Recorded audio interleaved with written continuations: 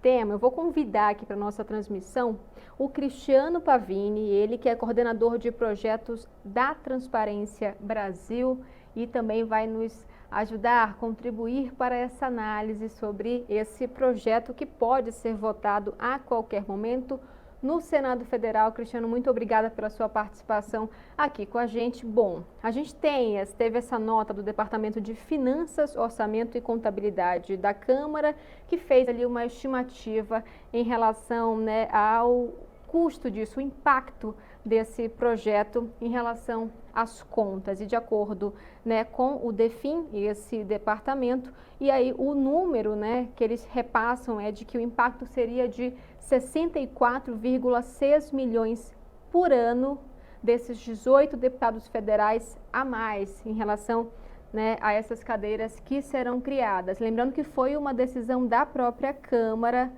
você readequar ali esse número de cadeiras ou você criar novas vagas. E depois dessa avaliação, eles disseram não vamos fazer a readequação caso isso ocorresse, né?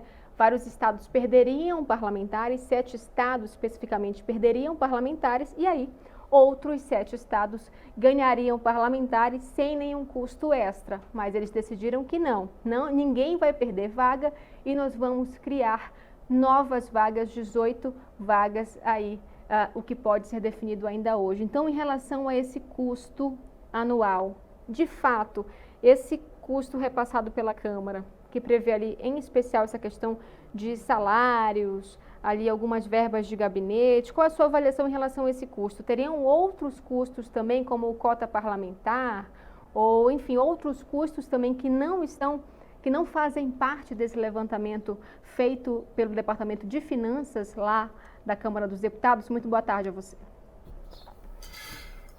Boa tarde, Suane. Boa tarde a todos e todas. Esse projeto ele tem muitas camadas de impacto negativo para a sociedade. Uma delas é justamente o impacto financeiro. Nós temos esse estudo da Direção-Geral da Câmara que gira em torno de 65 milhões ao ano, ou seja, 260 milhões por legislatura. Isso entende-se que já envolva o subsídio dos parlamentares, que atualmente gira 46 mil, verba de gabinete, cada parlamentar tem mensalmente cerca de 130 mil para repartir em recursos humanos, com assessores, enfim. A cota parlamentar, que é variável a depender do estado, mas ela gira em torno de 45 a 49 mil. É um custo que você pode aportar em viagens, em material de produção de divulgação do parlamentar, auxílio moradia, que é opcional ou não, enfim. Só esses custos, eles giram em torno de 11 milhões de reais por parlamentar por legislatura. Então, em um cenário em que há necessidade de contenção de gastos da máquina pública em diversos níveis e poderes, esse aumento ele é representativo e significativo. Mas, por si só, não é apenas o impacto negativo dessa proposta. Se fosse para um custo necessário para ampliar a representatividade da sociedade e fortalecer a democracia, não seria um custo assim considerável, seria até irrisório. O problema é que não. Essa proposta ela consolida e amplifica as desigualdades e representatividade da sociedade no parlamento, porque alguns estados já estão super representados e assim continuarão. Essa proposta de aumento de 18 parlamentares não equilibra a correlação da sociedade na Câmara, pelo contrário, acentua, justamente porque você tem um teto constitucional para o estado de São Paulo, que é subrepresentado, enfim. Então a proposta ela não equilibra as cadeiras, ela acentua as desigualdades. E por fim, você tem um impacto que não é diretamente mensurável, mas certamente é negativo, que envolve um maior poder do legislativo sobre a apropriação do orçamento. Então, atualmente o Congresso já se apropria de 1/4 das despesas discricionárias, ou seja, do orçamento livre do governo federal por meio das emendas parlamentares, que são, enfim, pulverizadas de acordo com os interesses locais desses parlamentares, não são vinculadas a projetos estruturantes para o país. Quando você aumenta o número de parlamentares, mesmo que o valor absoluto da emenda parlamentar permaneça, você tem uma maior difusão desses recursos. São mais parlamentares se apropriando, repassando para as localidades, sem que haja um planejamento e uma eficiência desse gasto. Você também dificulta a governabilidade, então nós sabemos como é difícil o executivo, independentemente de sua linha política, ideológica, ter uma composição fortalecida no Congresso. Quando você aumenta o número de parlamentares, você dificulta essa composição e abre mais portas para a formação de bases por meio de acordos escusos, não republicanos. Então, são mais parlamentares podendo negociar cargos junto ao governo federal, negociar indicações políticas para a administração direta e indireta, enfim, utilizando-se de barganha para pressionar o executivo em troca da governabilidade. Então, há muitas camadas ruins nesse aumento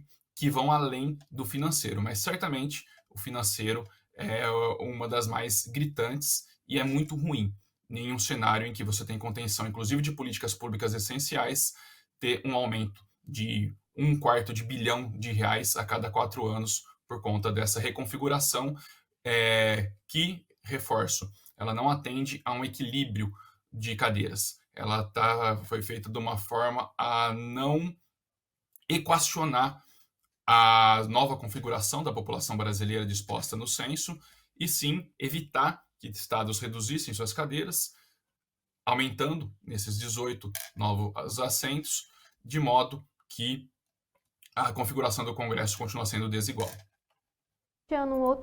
Outros 2 pontos, na verdade. A gente viu aí com a nossa repórter ao vivo lá no Senado Federal que os senadores estão discutindo justamente uma emenda para prever de onde eles poderiam, por exemplo, cortar gastos ali, né, para pelo menos uma parte desse custo que vai ser aumentado, ou todo esse custo, para isso compensar de alguma forma, né, esse aumento de custo. Então, minha primeira questão também é sobre essa articulação, o que esperar também, né, o que seria o ideal diante, né, de uma discussão aí, de uma forma de compensar, né, esse aumento de custo dentro do Congresso Nacional.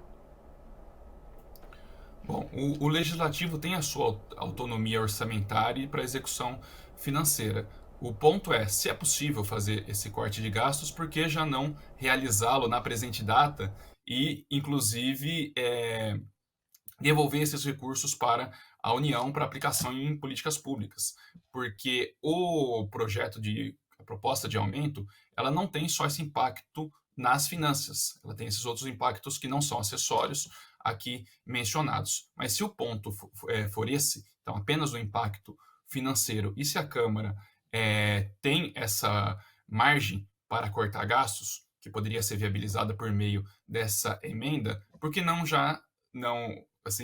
praticar essa contenção de despesas de modos sem o aumento do número de parlamentares? Então, você teria uma conta que seria, de fato, uma economia, e não de soma zero. Você aumenta de um lado, economiza de outro, enfim, você tem o mesmo recurso atual. Então, há muitas manobras sendo feitas que, mesmo que você equacione essa questão orçamentária, ainda assim há outras questões negativas para a coletividade que se manterão. Inclusive, essa eventual emenda que equacione o impacto financeiro apenas na Câmara não terá efeitos para as assembleias legislativas de todo o país. Então, nós temos, salvo engano, 30 novos deputados estaduais que passariam a ser eleitos em 9 estados, e você teria todo um custo adicional nessas assembleias. Então, de toda forma, a mensagem que passa também é ruim. A mensagem que passa é para resolver um problema que, no caso, foi uma constatação da Suprema Corte de que a representatividade não estava respeitando o censo, você cria um puxadinho e que com uma série de impactos negativos. Cristiano Pavini, coordenador de projetos da Transparência Brasil, muito obrigada pela sua participação, sua contribuição aqui no Poder Expresso. Uma ótima tarde a você. Muito obrigado, boa tarde. SBT News, o maior canal de notícias do YouTube.